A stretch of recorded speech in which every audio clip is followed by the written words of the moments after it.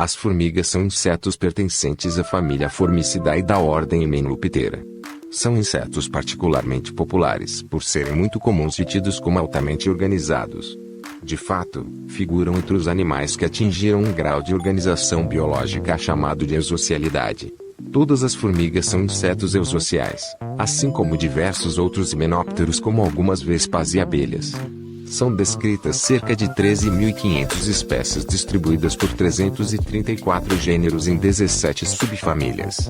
Formigas podem ser encontradas por todas as regiões do planeta, exceto nos polos. As formigas podem ser consideradas como o grupo de animais de maior sucesso ecológico, considerando-se que representam de 15% a 20% de toda a biomassa animal vivente. De fato, estima-se que o peso de todas as formigas do planeta supera o peso de toda a humanidade.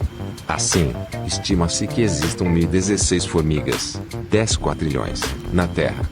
O estudo das formigas denomina-se de mimecologia, sendo uma área especializada de estudos em que o Brasil tem uma atuação de grande destaque científico internacional. 9.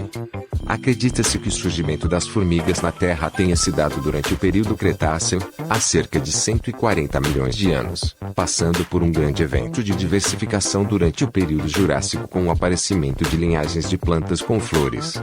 Desenvolvimento. Dependendo da espécie, as formigas rainhas podem gerar 300 novas formigas em apenas uma semana. As formigas nascem sempre a partir de ovos, e desenvolvem-se por meio de metamorfose completa, ou seja, nascem como larvas e passam por profundas mudanças morfológicas pelo estágio de pupa para enfim emergirem como insetos adultos. As larvas de formigas nunca têm pernas e são alimentadas pelas obreiras. Geralmente possuem uma coloração amarela ou esbranquiçada, e crescem ao longo de uma série de mudas de pele, chamadas de estágios larvais. O número de estágios larvais mais frequentemente registrado em formigas é de 3, havendo, entretanto, muitas espécies com 4 estágios larvais. As larvas de formigas exercem papel fundamental na biologia destes insetos, pois auxiliam na digestão de alimentos, dado que formigas adultas apenas ingerem líquidos. Desta forma, geralmente se alimentam de alimentos sólidos ricos em proteínas. As larvas de diferentes estágios larvais, chamados de instares, podem apresentar adaptações especiais de morfologia distinta, de acordo com a espécie. Por exemplo, algumas larvas de formigas possuem espinhos, assim como estruturas de fixação nas paredes dos formigueiros. As larvas e pupas desenvolvem-se dentro de uma faixa de temperatura adequada que é comportamentalmente ajustada pelas obreiras, que as transferem ao longo dos dias dentre câmaras e regiões diferentes do formigueiro, de acordo com a temperatura externa e seus estágios de desenvolvimento.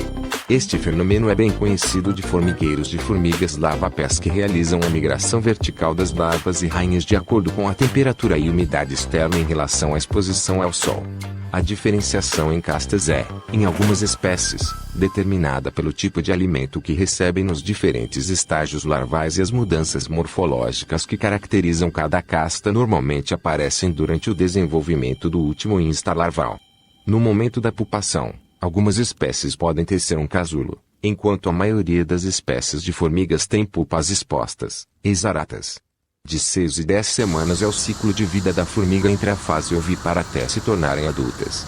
Em geral, as operárias podem viver alguns meses, com algumas espécies podendo viver aproximadamente 3 anos. As rainhas vivem mais do que as operárias, sendo que a maior longevidade foi registrada na espécie Pogonomyr meixolei, que atingiu uma idade de 30 anos. As formigas aparentemente vivem mais quando são alimentadas com o mel de rainha. As formigas geralmente se comunicam por meio de substâncias químicas chamadas feromônios. Esse método de comunicação se apresenta mais desenvolvido nas espécies da família Formicidae que em outros grupos de himenópteros. Como as formigas passam a vida em contato com o solo, elas deixam uma trilha de feromônio que pode ser seguida por outras formigas. Quando uma operária encontra comida, ela deixa um rastro no caminho de volta para a colônia, e esse é seguido por outras formigas que reforçam o rastro quando elas voltam à colônia.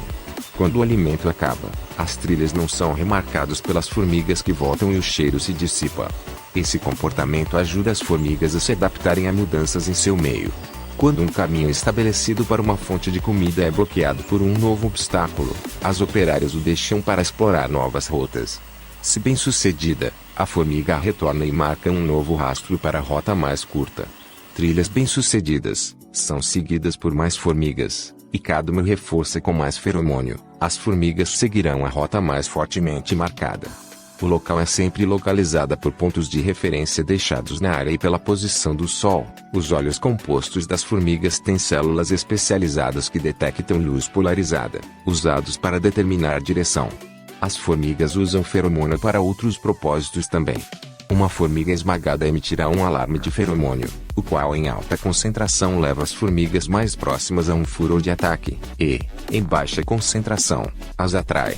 Para confundir inimigos, várias espécies de formigas também usam feromônios que os fazem lutar entre eles mesmos.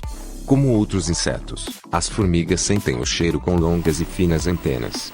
As antenas têm cotovelos ligados ao primeiro segmento alongado, e visto que vêm em pares com visão binocular ou equipamento de som estereofônico, elas obtêm informações sobre direção e intensidade. Quando duas formigas se encontram, tocam as antenas e os feromônios que estiverem presentes fornecem informação sobre o estado de alimentação de cada uma, o que pode levar à trofalaxia, ou seja, uma delas regurgita comida para a outra. A rainha produz um feromônio especial que indica às operárias quando devem começar a criar novas rainhas. As formigas geralmente atacam e defendem-se ferroando, por vezes injectando compostos químicos do animal atacado, em especial, o ácido fórmico.